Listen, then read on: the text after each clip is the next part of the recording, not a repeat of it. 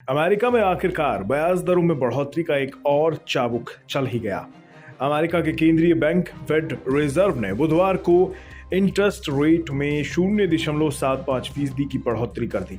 वैसे तो बाजार रेट्स में इस बढ़ोतरी को पहले ही डिस्काउंट कर चुका था, यानी बाजार को पहले से ही इतने रेट हाइक की आशंका थी और ये लग रहा था कि स्टॉक मार्केट्स पर इसका कोई खास असर नहीं पड़ेगा।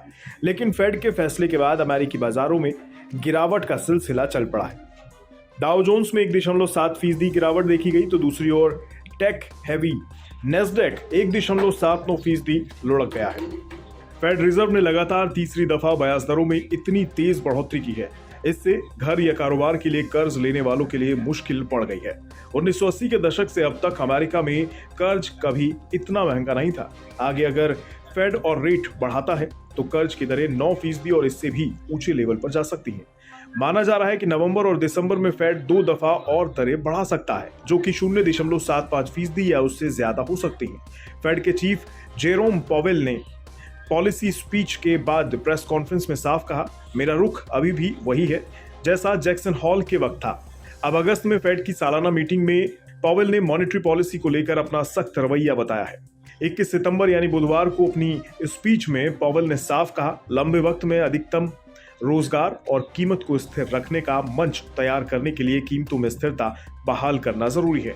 इसका सीधा मतलब ये है कि जब तक अमेरिका में महंगाई फेड के कंफर्टेबल लेवल तक नहीं आती, इंटरेस्ट रेट के महंगे होने का सिलसिला जारी रहेगा।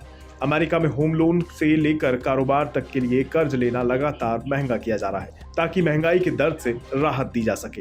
जानकारों का कहना है कि अगले साल यानी 2023 में जाकर ही फेड मॉनेटरी ईजिंग यानी दरों को नीचे लाना शुरू करेगा। तब वो हो सकता है कि महंगाई गिरकर 2% के फेड के टारगेट लेवल पर आ जाए।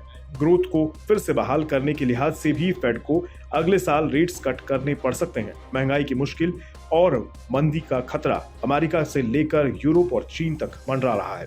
गोल्डमैन सैच्स ने 2023 के लिए चीन का ग्रोथ टारगेट घटाकर 4.5% कर दिया है।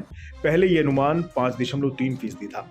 चीन की कोविड जीरो पॉलिसी और प्रॉपर्टी मार्केट में चल रही क्राइसिस ने वहां आर्थिक हालात गड़बड़ा दिए हैं।